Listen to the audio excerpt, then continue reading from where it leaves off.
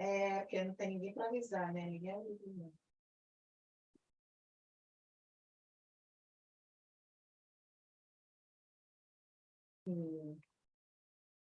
Porque não tem nada. Imagina. Doutor Cílio, muito boa tarde. Estamos ao vivo. Tchau, tchau. Boa tarde a todas e todos. Boa tarde àqueles que nos acompanham aqui na nossa sala Zoom e especialmente aos que nos acompanham pelos nossos canais na internet, na nossa TV IAB, no YouTube. Muito obrigado. Estamos dando início a mais um webinar Papo com IAB. E hoje, retomamos mais uma discussão acerca da inteligência artificial, do que vem, dos desdobramentos que vêm sendo discutidos em todas as esferas de poderes com relação ao impacto da inteligência artificial nas inúmeras atividades, serviços, enfim, da sociedade. Hoje é um diálogo, se chama Diálogo sobre Inteligência Artificial.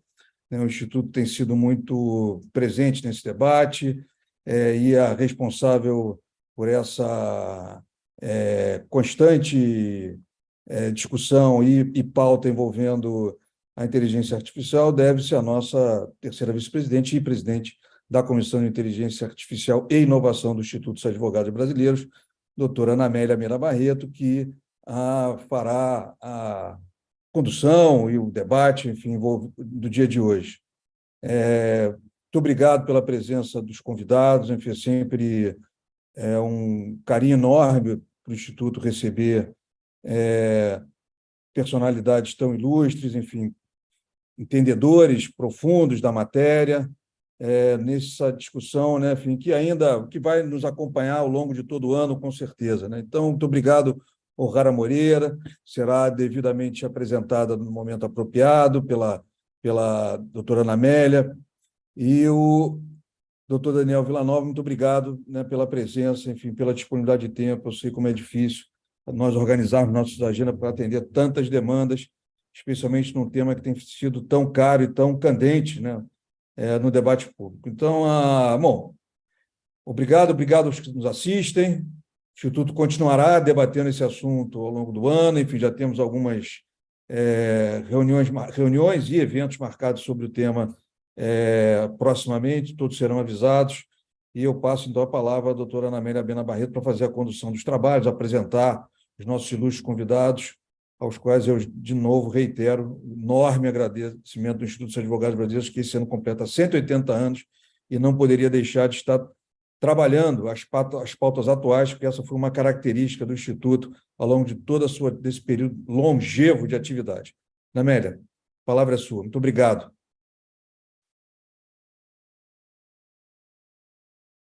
Está sem som. Tá. Pronto? Boa tarde, presidente. Mais uma vez, muito obrigada pela honra da sua presença, de você estar sempre abrindo os nossos eventos, pela importância que você consegue vislumbrar desse tema tão pungente agora na nossa sociedade. Então, obrigada pela confiança depositada, a palavrinha mágica, obrigada. O senhor pode se retirar para tirar o seu passaporte. Obrigadíssimo, tá? Gente, sejam todos muito bem-vindos ao Papo com IAB, que é apresentado pela nossa Comissão de Inteligência Artificial e Inovação, Seguindo nossa linha mestre de atuação, dialogamos sobre inteligência artificial. E hoje recebemos 2 nomes expoentes dessa seara e desse universo, aqui presentes também para dar a sua opinião e comentar sobre a nota técnica do coletivo Coalizão Direitos na Rede, que possui relevante protagonismo na sociedade digital. É importante frisar que hoje nós não estamos apresentando um olhar individual, um olhar pessoal, uma impressão pessoal da regulamentação, mas sim as conclusões obtidas por um trabalho de um coletivo, que é a Coalizão Direitos na Rede, que reúne mais de 50 entidades, organizações acadêmicas e da sociedade civil em defesa dos direitos digitais, atuando prioritariamente sobre acesso, liberdade de expressão, proteção de dados pessoais e privacidade no na internet. Esse é o nosso papo de hoje. Vamos situar, antes de passar a palavra à primeira palestrante, vamos situar, fazer uma linha do tempo de como que nós estamos agora em relação à regulamentação da inteligência artificial. Existiam 3 projetos de lei em andamento no Congresso Nacional. A presidência do Senado reuniu-os e criou uma comissão de juristas que ficou responsável por subsidiar, né, uma única proposta legislativa, considerando não apenas as novidades da legislação brasileira em relação à proteção de dados, né, além dos exemplos internacionais e diretrizes para o uso ético, essa palavrinha que a gente tanto precisa cada vez mais, né, da inteligência artificial, assim como na OCDE. Bom, fim dos trabalhos da comissão, nesse mês de maio, o senador Rodrigo Pacheco apresentou o PL 2283, que eu coloquei aqui para vocês darem uma lida no chat do nosso canal do YouTube, que vem regulamentar o uso da inteligência artificial. O texto estabelece regras gerais para o desenvolvimento, implementação, sistemas seguros, né? Ou seja, é sobre isso o nosso papo de hoje. Será que está bom? Será que falta alguma coisa? O que a gente precisa? Hoje nós começamos, então, com a O'Hara Moreira, né? O Paulo Renan teve a honra de nos indicar a O'Hara, porque ele também está no FIBE, né? No Fórum Internet do Brasil, hoje está acontecendo em Uberlândia. A O'Hara, como vocês viram, é uma jovem, né? Bacharelada pela Unirio, e faz parte também, sua vida de ativista muito bacana, do coletivo Aqualtune Lab, né? E também é consultora daquela campanha maravilhosa, que eu não sei se vocês conhecem, vou botar aqui o link, campanha do Tire Meu Rosto da Sua Mira, né? Analista de comunicação, capacitação em privacidade de dados pela Data Privacy. Bem, ela é uma mobilizadora, uma engajadora pelo megafone ativista, né? E práticas colaborativas pelo Instituto Brasileiro de Práticas Colaborativas. Atua como educadora popular em direitos humanos desde 2015. E apresentando a vocês também o Aqualtune, coletivo jurídico com suporte multidisciplinar, pautado no estudo e elaboração de propostas que comportam análise e interrelações entre direito, tecnologia e raça. O'Hara, palavrinha mágica, obrigada, a palavra é sua. Obrigada a todos que estão nos assistindo, obrigada pelo convite, Ana, e ao IAB. Né, como acadêmica, né, como estudante de Direito, o espaço do IAB, né, esses momentos em que vocês proporcionam de aprendizado foram muito ricos, né, para minha formação, né, enquanto jurista. E como você disse, eu sou uma ativista de direitos digitais, hoje estou atuando, faço parte do Aqualtune Lab, como você bem mencionou, é um espaço em que a gente tenta compreender como as assimetrias, né, na produção de conhecimento e de políticas públicas a partir do marcador da raça, né, desse marcador da diferença na nossa sociedade, especialmente no Brasil, vai construir também essa questão dentro da internet e das políticas públicas que perpassam por essa tecnologia. E aí, falando um pouco sobre o PL, né, de inteligência artificial, e como bem a Ana trouxe no começo, o PL ele é fruto, então, de uma série de debates, né, que envolveu a sociedade civil, através de audiências públicas e de seminários, né, que culminaram, então, na nota que os juristas encaminharam para o Senado, né? E o Aqualtune, enquanto membro, né, da Coalizão de Direitos na Rede, também participou desse processo. E a Coalizão de Direitos na Rede, como a Ana também trouxe, é uma coalizão que reúne outras. Hoje, se eu não me engano, estamos em 55 organizações que têm esse caráter multidisciplinar, que vai olhar, né, não só para as questões de governança da internet, mas também para os direitos digitais de uma forma mais ampla, né, e como que isso se reflete dentro do PL de inteligência artificial. E daí eu trouxe alguns pontos para a gente conversar hoje a respeito, né, de que esse PL que está na Câmara hoje, ele né, com esses acúmulos, ele sai, então, de um lugar em que outros projetos de lei anteriores a eles, né, já tinham debatido, mas de uma forma muito superficial e muito principiológica, e que não tinham anteriormente a capacidade, então, de fato, regulamentar né, com o nível de complexidade que a gente tem hoje dentro da nossa sociabilidade, a inteligência artificial. E aí, como uma educadora popular e contextualizando também do que a gente está falando, porque muitas vezes a gente fala sobre tecnologia, sobre inteligência artificial, e as pessoas pensam que a gente pode estar falando de um futuro muito longe, até porque as ideias que são construídas sobre tecnologia no nosso imaginário coletivo, né, remetem aos Jetsons, né, carros voadores e tecnologias do futuro, quando a gente está falando muito do que está acontecendo no nosso cotidiano. Então, o PL da inteligência artificial, ele tem uma importância, né, no nosso trabalho, por exemplo, hoje, as plataformas onde nós submetemos os nossos currículos e fazemos processos seletivos, elas utilizam ferramentas, né, de inteligência artificial. A inteligência artificial, ela é construída, né, são códigos, né, de computador, são algoritmos, que são construídos para aprender determinadas tarefas, né, e ao passo que elas aprendem, elas vão também reproduzir o nosso modelo de sociedade, de sociabilidade. E por isso regular, né? Assim como a gente regula, por exemplo, o setor de energia, como a gente regula o setor de telecomunicação, então a gente tem um movimento de regulamentação, né, da inteligência artificial como essa expressão, né, do capitalismo atualmente, né, de modelos de negócio e também da forma com que a gente se relaciona com o próprio governo. Então, a gente tem inteligência artificial, por exemplo, no processo de análise dos recursos encaminhados ao INSS, por exemplo, né? E uma das coisas que a gente tem em março, o TCU emitiu um relatório, né, sobre de uma avaliação desse uso de inteligência artificial nesses processos de recursos, né, que são encaminhados para o INSS, e foi verificado que dentro, né, da linha de produção, né, de que foi estabelecida e foi implementada essa inteligência artificial, 60% dos recursos que estavam em julgamento foram negados. Então, como que isso impacta, né, a prática da advocacia, mas não só a prática da advocacia, a justiça como um todo? Né? Porque sem advogado não há justiça, né? Esse é o lema da nossa profissão. E como que isso, então, vai se traduzir dentro do PL de inteligência artificial? Né? Como que a inteligência artificial vai, então, refletir o nosso pacto enquanto sociedade brasileira a partir dos direitos, né, que a gente estabeleceu na Constituição.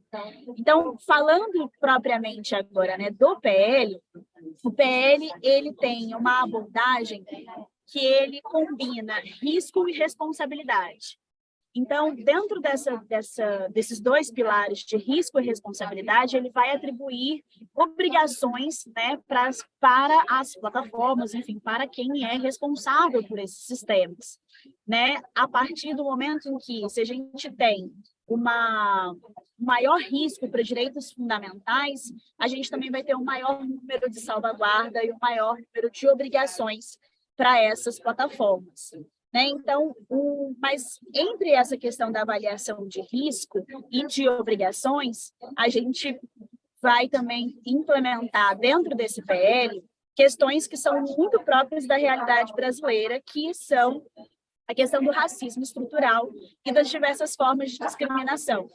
Então, o PL também tentou expressar, né, de que maneira a gente quer avançar enquanto sociedade, né, para que a gente tenha, então, uma maior atenção com o potencial desses algoritmos, né, do potencial dessa inteligência, né, de nos encaminhar, então, para essa discriminação direta ou indireta. Então, isso também está expresso, né? Essa definição do que seria, então, essa discriminação, também está expresso no texto da lei. Né? E a proteção aos grupos vulneráveis em decorrência disso, né? Nessa avaliação de risco, que pode ser feito, né, através da inteligência artificial, a gente tem um olhar cuidadoso para as populações, para os grupos mais vulnerabilizados dentro da nossa sociedade, a partir da avaliação de impacto. Uma avaliação de impacto que talvez seja conhecida já dos advogados, né, que trabalham com direitos digitais, que é muito similar também à avaliação de impacto que a gente tem dentro da Lei Geral de Proteção de Dados. E como que também essas duas coisas acabam se encontrando, né? A proteção de dados pessoais e a inteligência artificial. Porque boa parte, né, dos sistemas que utilizam a inteligência artificial também são alimentados com dados pessoais para o seu aprendizado e para o seu funcionamento. Então, os direitos que foram estabelecidos dentro desse projeto de lei e que, inclusive, independem do nível de risco que a inteligência artificial possa vir a representar, são direitos relacionados à informação, né? Você ter o direito de saber se você está se relacionando, se você está conversando, por exemplo, com uma inteligência artificial ou com um ser humano, né? Por exemplo, no atendimento de um chat, no nosso relacionamento com os bancos, por exemplo, ali é um espaço onde a gente tem direito de saber se a gente está se relacionando com uma inteligência artificial ou com um ser humano. E, para além disso, também do direito à informação, o direito à revisão de decisões automatizadas, que também é um direito que já está expresso dentro da Lei Geral de Proteção de Dados, né? Então, como um exemplo disso, para tornar palpável, né, a gente tem hoje a inteligência artificial tomando decisões a respeito das análises de crédito, por exemplo. Quem vai ter crédito, quem não vai ter crédito, qual vai ser a taxa de juros, enfim, toda essa parte de simulação, por exemplo, de linha de crédito que a gente tem hoje, de uma forma muito rápida nas plataformas, dentro dos aplicativos de banco, é feito por inteligência artificial e também tem de ter essa preocupação e esse cuidado com todos esses direitos e salvaguardas e o impacto, né, que isso pode causar. Então, como até eu não sei quantos minutos eu ainda tenho, mas já me encaminhando para fazer um círculo, né, em torno do que eu estou trazendo aqui para a gente agora, um dos exemplos do uso de inteligência artificial que a gente tem relacionado a crédito, por exemplo, é um estudo que demonstra que populações mais vulnerabilizadas vão ter um acesso a crédito muito mais dificultoso, né, e muito mais caro do que outras populações, do que outras pessoas, a partir de um sistema de análise de risco financeiro. Quando a gente junta isso com a inteligência artificial, a gente vai ter que pensar se a gente não está gerando uma discriminação para esse grupo, ou até onde vai o limite do negócio e até onde vai também o limite dos direitos humanos. E aí, para poder compreender também que o PL da inteligência artificial ele vem para reforçar direitos e reforçar sistemas que já estão estabelecidos como um sistema de defesa do consumidor. Então, nas relações de consumo, a gente vai ter ali a reafirmação da necessidade da presença da Sinacom, do Código de Defesa do Consumidor e de outros institutos que nós, né, como advogados, já conhecemos bem, e a inteligência artificial, a SPL da inteligência artificial, vem somar, né, esse sistema de proteção. E aí, falando, último, né, sobre responsabilidade dentro desse sistema, a gente tem que, nessas questões consumeristas, a forma de compreensão da responsabilidade ela continua sendo uma responsabilidade objetiva. E nas outras aplicações, a gente teria, então, uma responsabilidade subjetiva, mas com inversão do ônus da prova em relação, né, a quem é o detentor desses sistemas, né?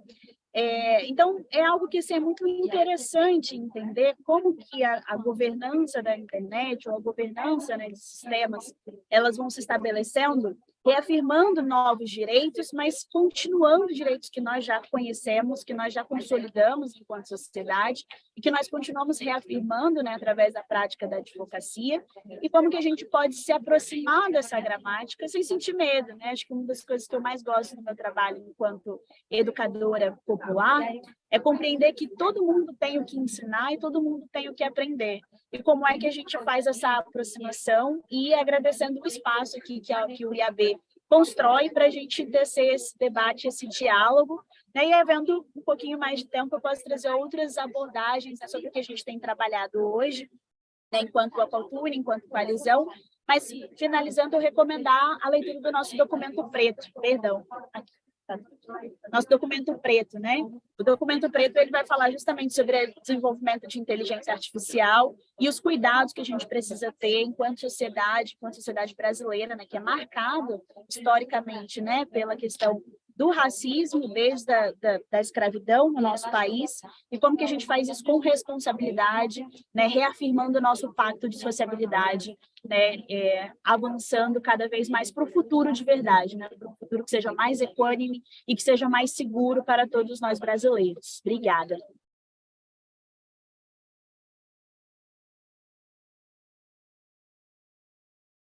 Honrada, obrigada, que coisa bacana que você trouxe. Manda para mim o link para eu postar aqui no YouTube do documento preto, né? Eu acho que o que mais nós devemos cada vez mais tornar essa informação aberta a todo mundo, né? Porque acho que quanto mais nos unirmos, quanto mais, né, Daniel, nos conhecermos as iniciativas, porque às vezes o direito fica meio aprisionado no seu mundinho, né? E é preciso conhecer o trabalho que tem sido feito com tanta importância por ativistas como vocês, pelo Aqualumbre, pelo Beta, não é? pelo Coalizão, ou seja, eu quero te agradecer muito, você não vai embora não, apesar de você estar na FIB, você fica por aí, né? Para a gente bater papo, e te parabenizar também por apesar de tão jovem, né? Você já tem essa sua estrada de ativismo. Nós estávamos conversando aqui, gente, um pouquinho antes da abertura, que a última FIB que eu fui foi no Rio de Janeiro. Que ano foi isso? 2015? Um pouco antes, né? Há muito tempo. E que recebíamos, até na OAB do Rio, um grupo de mulheres ativistas que falaram sobre várias experiências e vários temas que também elas estavam pleiteando que entrasse na roda de conversa. Então, isso chama-se resiliência, tá, O'Hara? Parabéns. Bem, de toda a análise que você fez, ficou bem claro que assim, o projeto... Eu tenho um pensamento pessoal, sabe, Daniel, também, de que não se deve regular a tecnologia. O excesso de regulação pode frear, né, o desenvolvimento tecnológico. Mas é necessário colocar pontos de partida e colocar estanques para que também não seja uma coisa que venha violar direitos, não resolver, apenas criar mais, né? Então, gente, olha só, se vocês quiserem dúvidas, podem deixar aqui no nosso YouTube, que a gente vai encaminhando. Agora, nós vamos ter o prazer de ouvir o doutor Daniel Villanova, né? Ele é doutor em Ciência Política pela UFG, mestre em Direito, Estado e Constituição, é professor, é advogado e é diretor jurídico do Instituto Beta para a Internet e Democracia, que também faz parte do coletivo Coalizão Direitos na Rede. Integra a coalizão também, né? E ele tem uma extensa capacitação, né, doutor, pelo seu currículo, né? Foi convidado para ser professor da Escola Superior de Advocacia da União, né, para o curso de capacitação para advocacia pública. Democracia, Combate à Desinformação, previsto para esse primeiro semestre de 2023. Fico muito feliz, professor Daniel, que o senhor esteja lá com as suas luzes para iluminar as pessoas que também fazem esse estudo e também regulam, né? Daniel, seja muito bem-vindo, né? Eu peço que você apresente, né, as suas considerações sobre o Instituto Beta, que é uma associação sem fins lucrativos, eu vou deixar para você falar, com a missão de... Obrigada, Daniel, é com você. Muito agradecido, Ana. Queria parabenizar também, inicialmente, a belíssima fala da O'Hara, que somente reforça aí não só o perfil, a trajetória como educadora, né, e uma especialista na matéria. O Instituto IBIDEM, Instituto Beta para Internet e Democracia, Ana, tem como vocação exatamente buscar discutir alguns parâmetros de referência para que a internet, o uso da internet, não só no Brasil, mas no mundo inteiro, seja sempre pautado por princípios e por referências de democracia, seja um espaço de inclusão e não de exclusão, né? No dia de hoje, 30 de maio de 2023, a gente se depara com uma série de notícias e informações que vão dizer, por exemplo, dar conta de que no Brasil nós temos atualmente cerca de 37 milhões de pessoas, de brasileiras e brasileiros, que ainda não têm o acesso à internet, né, por qualquer meio, e olha que aqui a gente nem está falando ainda na alfabetização digital, na ampla possibilidade de utilização desses novos meios, e aí é exatamente nesse mesmo país em que a gente tem que discutir a implementação de novos marcos, né, aqui especificamente o marco da inteligência artificial. Não é um assunto simples, né? A minha apresentação inicial, minha fala inicial, muito alinhada, né, com as cautelas que a O'Hara adotou na fala dela, tem como referência o posicionamento público que foi adotado há cerca de 11 meses, na verdade, há 11 meses exatamente, quando a Coalizão dos Direitos na Rede, integrada hoje por 55 entidades voltadas ao estudo e aos impactos dessas questões de caráter digital no Brasil, entregou uma nota técnica ao então presidente, né, Rodrigo Pacheco, que, por coincidência, é também, né, o relator desse projeto de lei que estamos aqui a debater. Então, naquele documento, que é um documento que está aí com 11 meses de idade, Ana, a gente já tem alguns aspectos que mereceriam novas considerações e novas preocupações, porque nesse meio tempo nós tivemos uma série de mudanças, não só no mundo, no contexto, né, político e institucional do Brasil, quer dizer, houve uma mudança, inclusive do ponto de vista da orientação do governo federal, mas também modificações no que diz respeito até a incrementos, né, e a novidades, a inovações as chamadas disruptivas em matéria de inteligência artificial. Então, eu vou começar por uma delas, que inclusive já até saturou, né, muito dos debates públicos deste ano de 2023, a gente está só no 5º mês do ano, que é o chamado ChatGPT, né?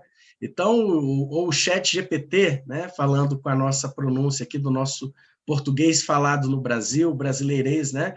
O ChatGPT, ele já superou, em termos de aderência, o TikTok em termos de velocidade para alcançar os 100 milhões de primeiros usuários.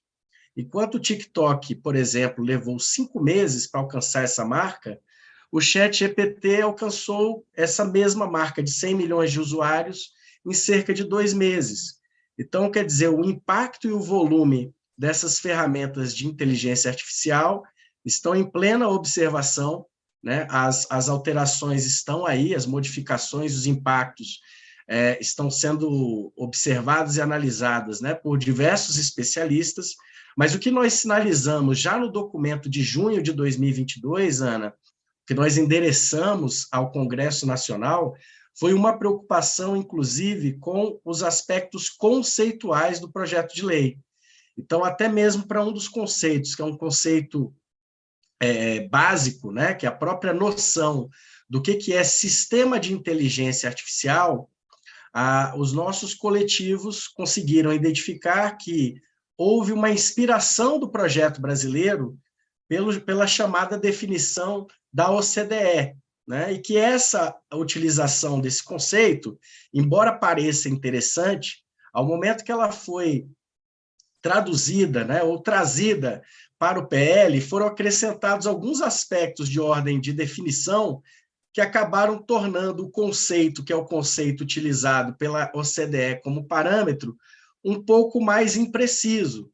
Então, já do ponto de vista até mesmo conceitual, o conceito atual que figura no projeto de lei, ele tem algumas dificuldades para que a gente possa definir o que é propriamente um sistema de inteligência artificial, né? Como muito bem destacou a O'Hara, o projeto de lei tem uma outra preocupação também, que é a de gradação de determinados riscos, né? Até para dizer quais são os riscos toleráveis e quais são os riscos que, desde já, nós já temos uma espécie de percepção de que é um espaço, um campo minado, um espaço muito perigoso para termos aplicações de inteligência artificial.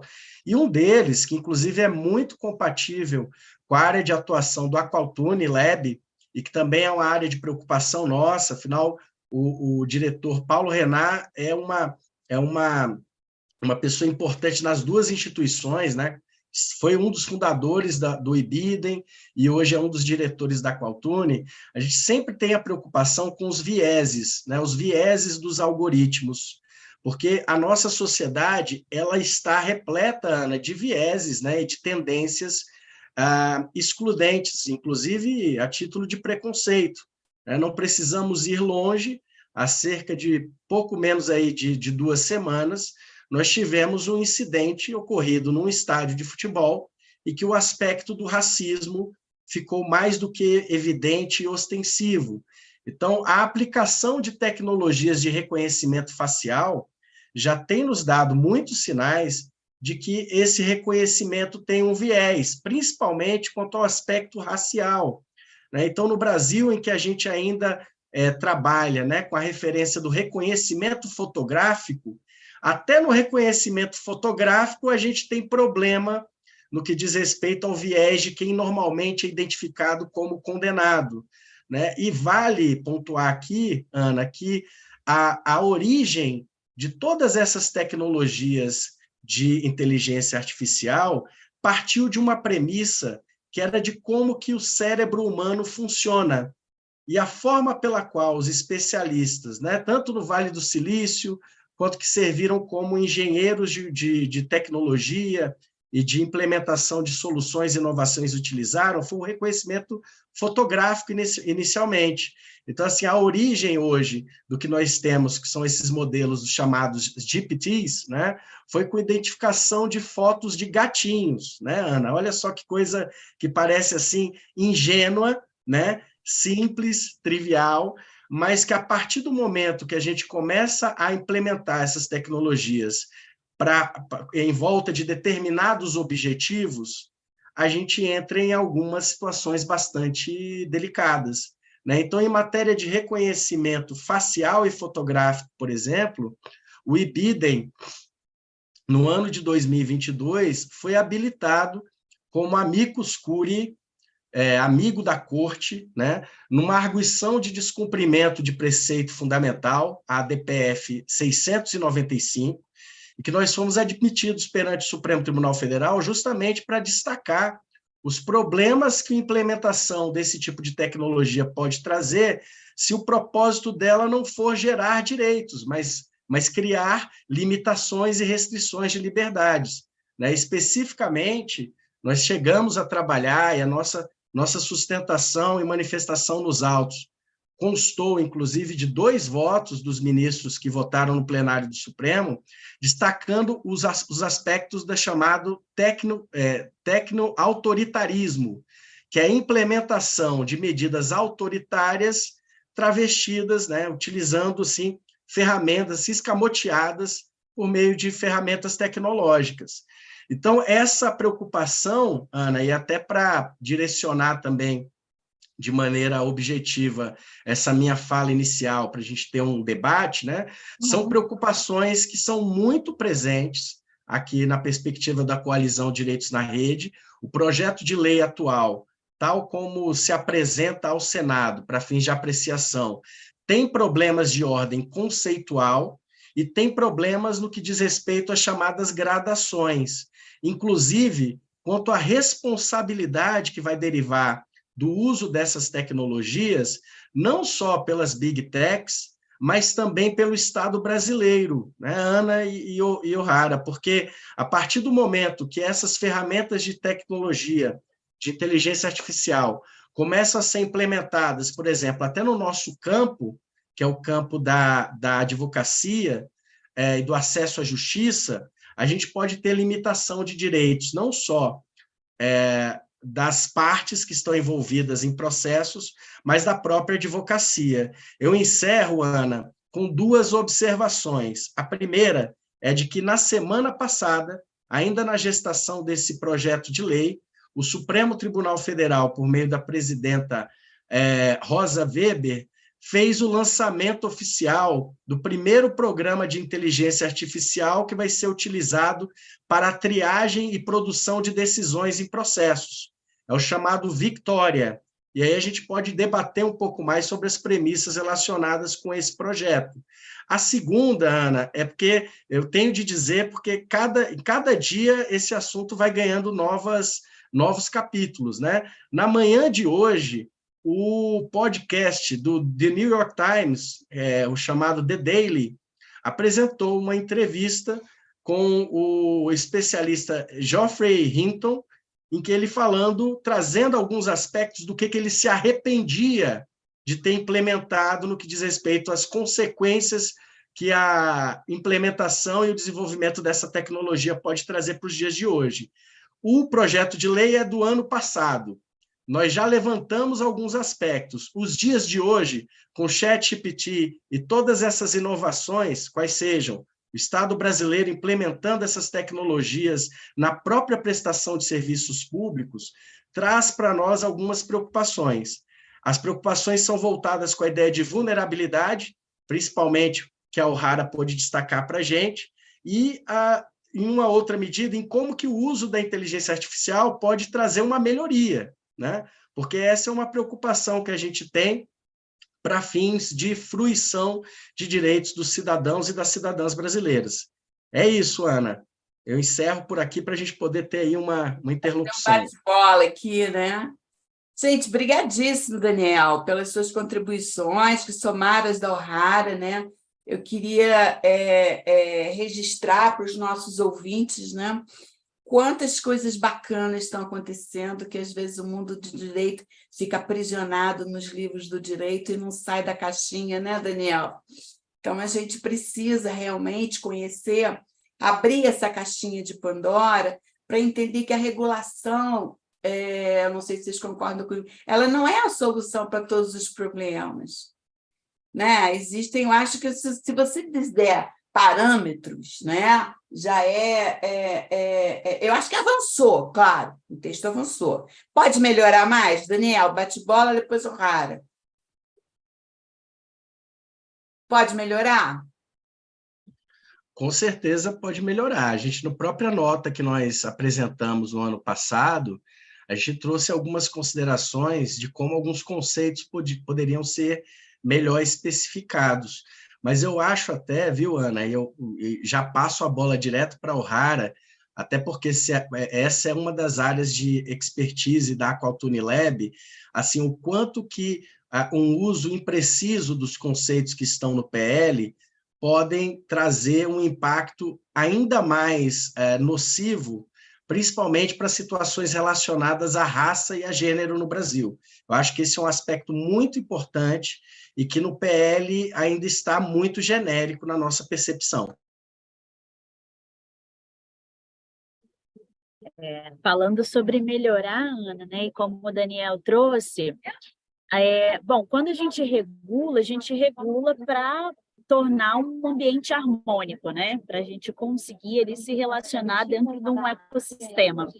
E acho que uma das questões, né, que houve uma crítica durante o processo de elaboração, né, do PL de inteligência artificial e também da composição da comissão de juristas, que foi a falta de diversidade nesse processo, né, e na construção desse texto que vai nos levar a uma tomada de decisão. Talvez, inclusive, as questões que o Daniel trouxe, né, de ainda ser uma legislação tímida, uma legislação que ainda precisa ser, como que eu posso trazer? Ser encampada, né, ou ser trazida com uma maior amplitude para o debate na sociedade, é justamente sobre os riscos que a gente tem no uso da inteligência artificial no nosso cotidiano, para a execução de políticas públicas e também para o oferecimento de produtos e serviços. O Daniel frisou muito bem a questão, por exemplo, do reconhecimento facial e a segurança pública. Para quem ainda não se aprofundou, não se aproximou desse debate, importante lembrar que é o seguinte: a inteligência artificial, né, a partir de imagens, ela vai traçar um padrão do nosso rosto, que é o que a gente vai chamar de biometria facial, né, a largura das nossas sobrancelhas, do nariz, da boca, e vai criar ali uma identificação para a gente. Com essa identificação, né, os nossos dados vão ser cruzados com o banco de dados de suspeitos das polícias, por exemplo, e a partir disso emitir um alerta se nós, né, todos os cidadãos em espaços públicos, né, isso já está em curso, inclusive já está sendo utilizado por todo o Brasil, se nós formos parecidos com suspeito, então a polícia recebe um alerta para então fazer uma abordagem e direcionar então a pessoa para a delegacia para averiguação. A gente tem, então, desde o desenvolvimento das tecnologias fotográficas, um viés, né, e uma dificuldade, uma deficiência das tecnologias em reconhecer rostos de pessoas trans e de pessoas negras. Isso é histórico, isso não é uma questão não é um achismo, né? Existem várias pesquisas de vários lugares do mundo demonstrando como tecnologias digitais, né, que são desenvolvidas quase sempre pelo norte global, não funcionam bem em determinadas regiões e como também a inteligência artificial vai reproduzir esses viés dentro da nossa sociedade. Então, uma das coisas que eu entendo que foi algo tímido no processo de construção do PL da inteligência artificial foi o posicionamento em relação ao uso da inteligência artificial na segurança pública. Né, muitos países do mundo, a União Europeia, a ONU, têm discutido, inclusive, o banimento das tecnologias de reconhecimento facial na segurança pública em espaços públicos, né, e o PL ele né, identificou como sendo uma atividade de alto risco, mas não estabeleceu ainda um limite proibitivo. Né? A gente ainda está trabalhando em prol, né, do banimento das tecnologias de reconhecimento facial na segurança pública no Brasil. E aí, só para fechar esse comentário, né, e para exemplificar como que a inteligência artificial ela não é um problema, não é uma solução para os nossos problemas de identificação, que vem desde a identificação fotográfica, né, as pesquisas da Defensoria Pública demonstram que, né, 80% dos erros na identificação, né, de pessoas suspeitas através desse processo que é feito na delegacia são pessoas negras, né, então a gente está encarcerando pessoas negras inocentes por erro de identificação. Quando a gente adiciona tecnologia nesse processo, achando que a gente pode melhorar, né, porque retira, entre aspas, o viés humano, pelo contrário, as pesquisas já mostram que 90,5% das pessoas presas com o uso do reconhecimento facial no Brasil são negras. Isso são dados do Fórum Brasileiro de Segurança Pública. E no Rio de Janeiro já está em curso, em mais de 15 cidades do Brasil, esses sistemas já estão em cursos, e no Maracanã, em 2019, durante uma abordagem que foi feita, dos 11 casos, né, que foram identificados através de reconhecimento facial, 7 pessoas não tinham qualquer envolvimento com a polícia, não tinham qualquer ficha criminal. Isso é um dado levantado pelo Panóptico. Então, até onde a gente está disposto, enquanto sociedade, né, a permitir com que a inteligência artificial, né, e aí traduzido nas tecnologias de reconhecimento facial, assumam a tomada de decisão a respeito de processos, né, que já são historicamente complexos, historicamente discriminatórios dentro da nossa sociedade e vão também ser refletidos dentro da inteligência artificial e como que o PL pode, de alguma forma, traduzir, né, o nosso ideal de sociedade que avança para uma sociedade mais justa a partir da justiça social, fazer essa leitura do PL de inteligência artificial. Exatamente. Obrigada, O'Hara. Você vê que, acho que foi em seguida, mas antes da apresentação do PL, né, Daniel, houve aquela decisão da Justiça de São Paulo sobre a Via 4, né? Exatamente sobre esse aspecto, não é? E, inclusive, abordando crianças e adolescentes, né? Ou seja, completamente fora dos parâmetros exigidos, inclusive, pela Lei de Proteção de Dados, né? Eu quero saber... né? Esse é um aspecto, viu, muito importante, inclusive a própria O'Hara destacou, né? E que do ponto de vista aí do direito, né, e da tradição clássica do direito penal e da criminologia, né, não é de hoje que existe essa correlação entre determinados fenótipos, né, e uma pretensa, uma alegada, e por que não dizer imaginária, né, propensão a cometimento de crimes, né? Então, desde a clássica obra, né, do Cesare Lombroso, essa é uma das formas pelas quais, né, o dispositivo panóptico, né, que o Michel Foucault também muito bem descreveu, e que vira uma espécie de metalinguagem, né, porque era um panótipo enquanto mecanismo institucional, e hoje se torna um mecanismo tecnológico, né, que reconhece as pessoas, detecta, e por meio de uma decisão automatizada, a gente já tem o uso da força policial, né, não só no Brasil, como no mundo inteiro, né? A primeira cidade a ter a implementação de sistema de vídeo, né, por toda a parte ali urbana, central, foi a cidade de Londres, inclusive durante os Jogos Olímpicos de 2012, esse é o marco, e a quantidade de dados que foram produzidos desde então é impressionante, né? E não custa lembrar também, Ana, porque isso é uma questão, inclusive, humanitária, né? A gente está fazendo uma discussão sobre esse marco legal no Brasil, mas não faz tanto tempo assim que nós tivemos situações em que brasileiros identificados e confundidos, né, com outras pessoas, chegaram a ser, inclusive, executados, né? A própria polícia inglesa, a Scotland Yard, né? Nós tivemos aquele caso terrível, né? Que foi aquele no metrô, né? Em que houve o reconhecimento de um brasileiro supostamente confundido com um árabe. E 17 anos depois, a família ainda não teve uma resposta suficiente. Então, assim, esse aspecto que a O'Hara destacou, que é a possibilidade de revisão humana, né, é uma das fronteiras, é onde o projeto, na verdade, na avaliação, e é o que consta, inclusive, da nossa nota, né, está tímido demais, porque, veja, nem se adota o mesmo modelo que o Marco Civil implementou, o Marco Civil da Internet. Para o Marco Civil da Internet, por exemplo, se há alguma manifestação que circule, né, numa rede social e isso gere algum problema para o usuário, quando ele notifica aquela plataforma que gerencia aquele conteúdo, existe a possibilidade da judicialização, né? Quer dizer, há um controle, uma supervisão por meio do Poder Judiciário. Aqui a gente não está, e nem a coalizão tem esse entendimento, tá, de que esse é o melhor formato. Mas, para fins de inteligência artificial, por exemplo, nos leva a questionar, né? Imaginemos, e se uma determinada corporação dessas de comunicação utilizar a inteligência artificial para fazer a moderação de conteúdos na internet? Como é que vai ficar a revisão sobre conteúdos que forem moderados ou retirados de maneira automatizada? Né? A gente vai precisar ter algum amadurecimento com relação a isso, e também, né, se o uso dessas tecnologias de inteligência artificial passar a servir de referência para a própria prestação de serviços públicos pelo Estado brasileiro, porque aí se torna uma questão ainda mais sensível, né, que não é somente de manifestação de uma liberdade comunicativa, mas do próprio acesso dos cidadãos e cidadãs a determinados direitos. É isso. Você vê que a gente tem muito trabalho. Eu não, né? Eu sou só aprendiz de feiticeira, né? Vocês têm muito trabalho pela frente. Agora, eu queria saber o seguinte. Vamos lá, ouvir a opinião dos especialistas. Sem autoridade de governança, nada acontece. A gente sabe que não vai adiantar nada, é tudo que estou conversando aí. Agora, onde é que tem que estar essa autoridade, hein?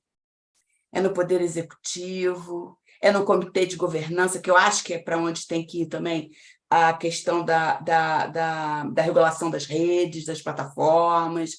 É uma coalição, não dá para botar na mão do governo, a multi-stakeholder, mas que funcione, né? Que realmente tenha uma participação e que seu voto conte, não só se for não aquele voto que seja só por concordância geral. Não. Todos têm que estar ali, e o que tem que ser apresentado é isso, né?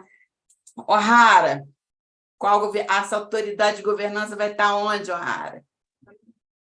Bom, existe uma expectativa, até pela proximidade entre as discussões, né, da inteligência artificial e da proteção de dados, de que a Autoridade Nacional de Proteção de Dados atuasse como esse agente, né, como regulador.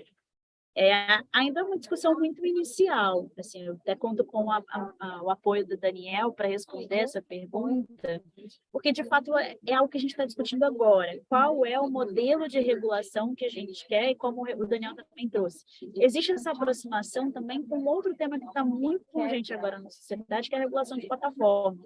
Então, existem vários tipos de modelo de regulação que já estudamos, né, dentro da área de direito público, por exemplo, como a autorregulação regulada ou a regulação. O que eu estou mais a favor seria a regulação social, como você traz, Ana, né, com que a gente tenha a participação da sociedade, que a gente pode ter uma visão muito setorial a respeito desse assunto, e que a gente reforça, inclusive, né, a participação e a análise, né, e a construção de políticas públicas pela via da regulação, né, também nessa questão, sobre quem vai ser diretamente afetado, né? Então, eu não posso trazer aqui um posicionamento oficial a túnel mesmo da qualidade de direitos na rede, mas a gente observa, né, que esse desenho de regulação ele está sendo feito, está sendo discutido de quem seria mais adequado, se já é alguma autoridade que já está estabelecida, né, como a Autoridade Nacional de Proteção de Dados, que vai precisar, né, caso encampe mais esse desafio, de ser estruturada com muito mais recurso, com muito mais estrutura para poder dar conta, né, desse assunto, ou se, né, enfim, existem outros atores dentro do setor de regulação também interessados, né, como a Anatel, enfim, outras agências, como é que a gente faz isso, ou se a gente junta todo mundo, né, e faz esse tipo de diálogo, né, sobre como a gente vai fazer e vai construir isso no final das contas, mas, de fato, sem uma autoridade reguladora, vai virar uma expressão de vontade, né? E acho que não é isso que a gente está procurando, a gente precisa de muito mais. Daniel. Bom, essa é uma questão bastante sensível, né, Ana? E que no mundo inteiro ninguém tem uma resposta definitiva, precisa e segura para enfrentamento desse assunto. Mesmo a OCDE, mesmo o modelo, até agora o modelo que tem sido muito citado aqui no Brasil, o modelo australiano, né? Na Alemanha tem alguns avanços em matéria não só de regulação de conteúdo, mas também da regulação da concentração da propriedade desses meios de comunicação. Enfim, tem uma série de abordagens possíveis para o assunto, e aí, de fato, assim como a O'Hara destacou, com relação a esse assunto específico, na coalizão, que tem aí 55 entidades, não há ainda um consenso sobre qual que é o melhor modelo. O que nós temos é alguns caminhos em que não faz muito sentido seguir, né?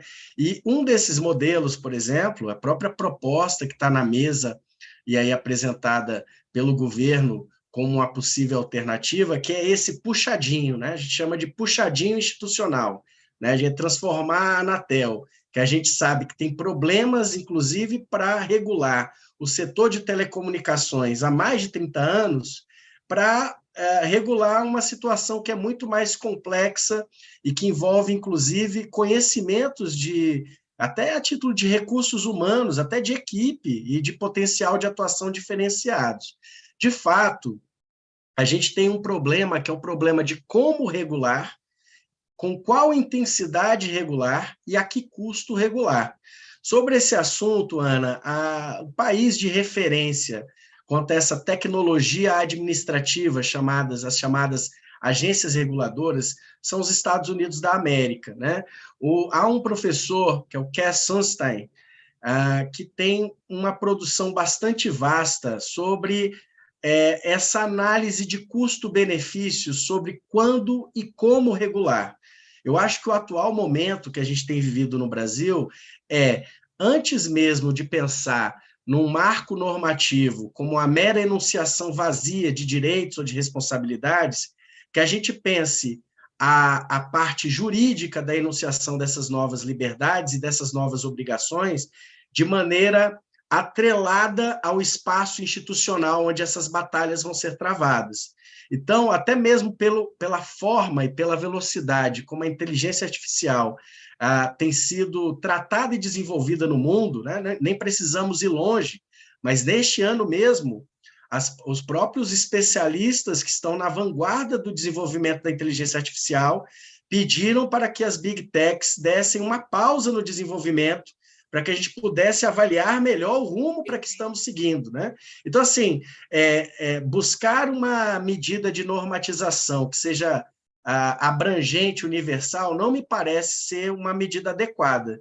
Do ponto de vista da legislação brasileira, a gente precisa trabalhar pelo menos duas referências, dois eixos.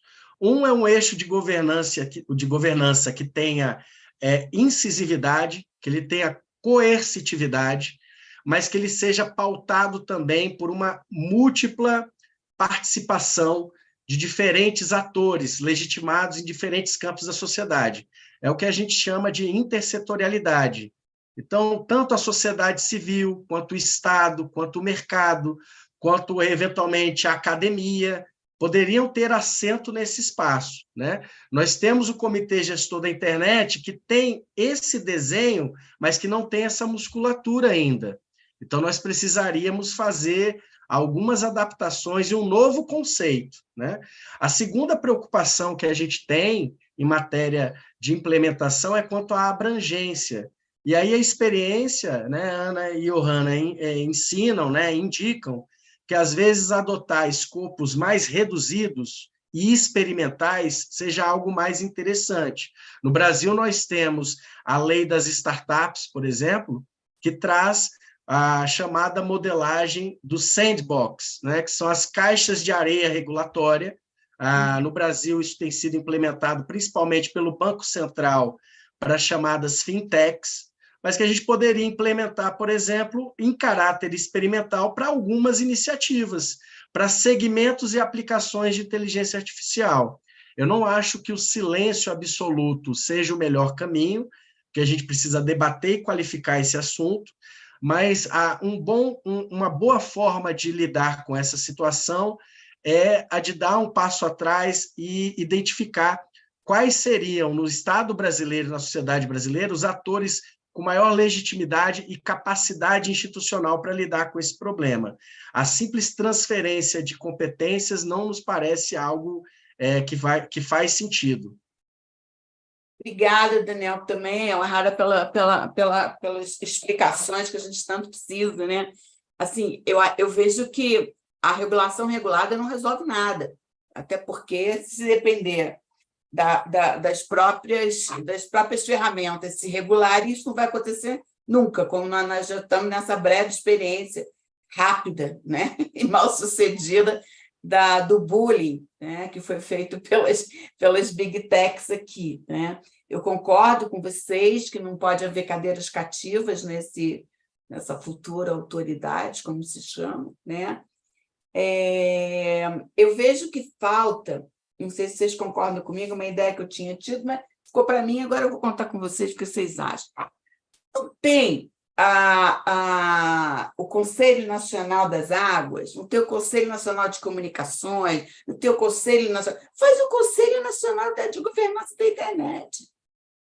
O comitê, o CGI, ela tem as suas funções muito reduzidinhas ali, engessadinhas, no que diz respeito à regulação, a registro de nomes de domínio, e pegou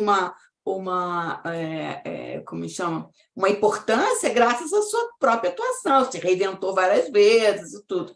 Mas não cabe a ele isso. Também não acho que é da NPD, não. Começou agora, sem experiência, sem braço. Eu acho que a coordenação, né, poderia ser, ou até da NPD, uma coordenação conjunta, mas que tivesse que ouvir o board. Não adianta nada ter uma coordenação que só escuta a si mesmo, né? Então, acho que nós estamos aprendendo, você, Daniel, Rara, trouxeram as experiências internacionais. Não é que nós temos que seguir o modelo dos outros, mas nós temos que aprender com os erros dos outros, né? Para saber. Se você já sabe como não faz, né, Daniel? Você já tá no lucro, não é verdade? Como o que não deu certo, né? Então, nesse escopo mais reduzido, experimental que a NPD está, né, atualmente, que é recém-criada, nem conselheiro tem para funcionar o conselho, não acho que, nesse momento, ela esteja nem apta a responder todas essas questões que são trazidas. Agora, deve participar, claro, porque todos os assuntos hoje, eles permeiam, né? Ou seja, esse sandbox que você falou, Daniel, acho que é perfeito. O que não pode é deixar, eu não sei se vocês concordam comigo, vou dar a palavra final para vocês. O que eu acho que não se deve é deixar aberto. É a mania que o Poder Legislativo brasileiro tem de lançar a lei e deixar para regulamentar depois. Vide Marco Civil, né?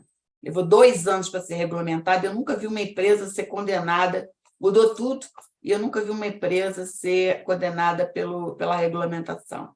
Ou seja, eu gostaria, né, eu advogo no sentido de que a lei já venha regulamentada para que ela não passe por um outro processo legislativo, porque, na verdade, é um outro processo legislativo, o processo da regulamentação. Ou seja, as disputas, os lobbies, e não estamos nem falando de advocacy, são lobbies mesmo, econômicos, falam muito mais alto, né? O que eu posso dizer para os nossos convidados, palavrinha mágica, obrigado por tantas luzes que vocês nos trouxeram, como isso é importante para a área do direito.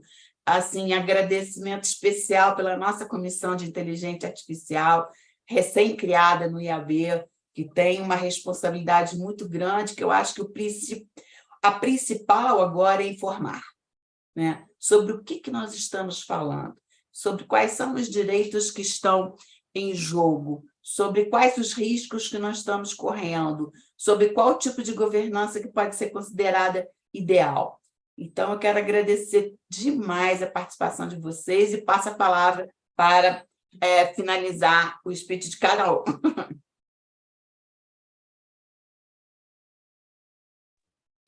Vou tomar a liberdade para iniciar. Agradeço mais uma vez o convite, né, em nome, né, do Paulo Renan, em nome do Ocotune, em nome da Coalição de Direitos na Rede.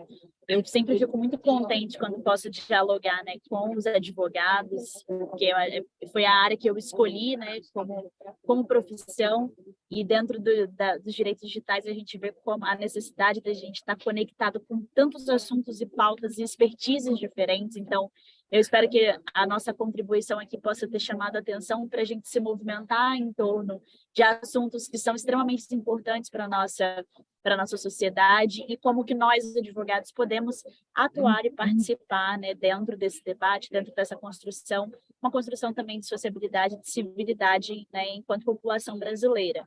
Sobre modelos ideais de regulação, eu confesso que ainda não tenho expertise ou acúmulo para tratar disso, porque é algo, inclusive, que eu estou me debruçando no meu projeto de mestrado, principalmente a partir de uma cosmovisão afro-indígena brasileira, né? Porque, como você trouxe, Ana, o processo de regulação ele é um processo político, ele é um processo de tomada de decisão e de poder, né? E como que nós, populações diversas, né, que somos a grande maioria desse país, mas que muitas das vezes não estamos representados nos processos políticos, participamos disso e compreendemos também a extensão desse assunto na nossa vida e no nosso cotidiano.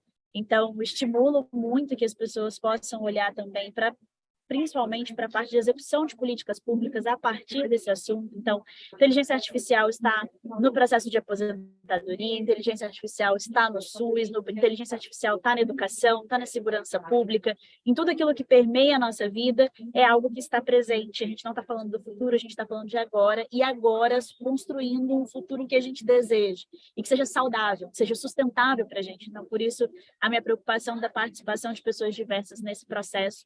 E, então, agradecendo mais uma vez pela oportunidade, né, e por terem convidado a Ocotune para estar nesse lugar, reconhecendo também a importância dessa organização para o debate nacional e para o futuro que a gente quer construir. Então, muito obrigada a todo mundo que acompanhou a gente, e a Ana e ao IAB. Estou muito contente com... Contem com o nosso hub de comunicação toda vez que vocês precisarem. Daniel. Bom, queria agradecer também pela oportunidade de participar aqui, Ana. O IAB é uma das instituições aí formadoras, né, das corporações jurídicas no Brasil, né, quase tão, ainda no período do Império, né, desde então sempre trazendo debates públicos, né, muito relevantes para o país, e eu recebo com muita alegria, né, que essa instituição quase bicentenária daqui a um tempinho esteja tão antenada com os debates contemporâneos, né, e que são voltados também para os juristas do futuro. Essa discussão sobre o uso da inteligência artificial seria uma ingenuidade nossa ter qualquer encerramento aqui lapidar que descortinasse quais que vão ser aí as repercussões que esse assunto vai ter, né? O próprio campo da inteligência artificial hoje tem sinalizado que o futuro é imprevisível, né? Então, é exatamente para isso que a gente pode utilizar o direito como um mecanismo, como um instrumento de defesa e de proteção. Eu acho que uma boa referência para esse primeiro momento é a gente pensar nas vulnerabilidades e pensar também na automatização de injustiças. Se o nosso foco inicial, mesmo no legislativo, for para direcionar, né, uma limitação do impacto da má influência da implementação dessas tecnologias para retirada e exclusão de direitos de cidadãs e cidadãos brasileiros, a gente já está avançando num espaço de resistência. Por quê? Exatamente por um aspecto que você destacou durante vários momentos nas suas falas hoje, Ana. O direito tem um certo delay, tem um certo atraso em acompanhar determinados debates. Esse debate, que é um debate que está na crista da onda, né, do mundo da ciência, etc., é um assunto que o direito ainda não tem sequer a maturidade adequada para lidar com ele de maneira suficiente. Então, é exatamente por isso, independente dos modelos, e aí, de fato, a gente precisa debater esses modelos, mas ter a consciência de que algo já pode ser feito. E, na medida que essas aplicações de inteligência artificial começam a afetar as nossas liberdades civis, as nossas liberdades comunicativas, os nossos direitos sociais, a gente precisa ter muita cautela e carinho na hora de tratar com esse assunto, porque a lógica de trazer inteligência artificial para esses serviços é a de proporcionar mais direitos, e não o contrário. Eu acho que essa é uma premissa importante que serve para que a gente possa debater o assunto, e aí, em conexão com a fala da O'Hara, com essas premissas, com diversidade, né, com maior participação social e com a visão que seja intersetorial. Talvez, melhor do que tentar pensar em inteligência artificial para as big techs, no primeiro passo, seria pensar nos usos que o Estado brasileiro tem dado para a inteligência artificial.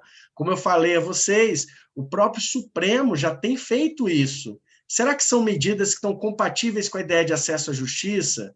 Como é que vai ficar o recurso a essas decisões que forem tomadas por inteligência artificial? São reflexões que a gente deixa aqui, não só para os nossos